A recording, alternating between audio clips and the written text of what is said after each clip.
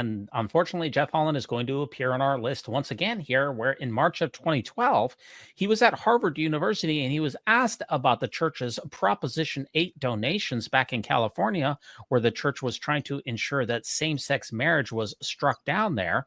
And he said that the church didn't donate to Proposition 8. At a Harvard Q&A, when asked, could you elaborate on the instances in which the church will take a political stand? What immediately comes to mind is the often cited sort of material impact the church had on the passage of Proposition 8. Prop 8.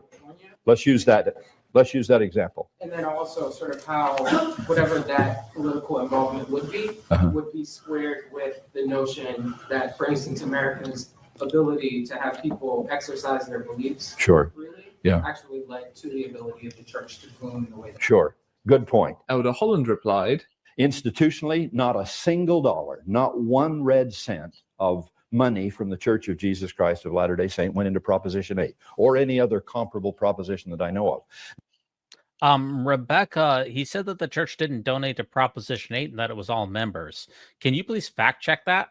Yeah, false, false, false. We have podcasted on this several times. He did say institutionally. So technically there's some wiggle room right there. What they did do is they had Salt Lake call stake presidents who called members, high net worth members, so they knew about their tithing and how much they were giving, and they asked them to write checks to another organization that would then funnel it into Prop 8. Everybody was asked to give $10,000. I myself have a relative who was invited to a fireside of very high net worth members. This is in California, and they were encouraged to donate. So the stake president received a call from Salt Lake. This is what our guest who we had on one of our shows told us.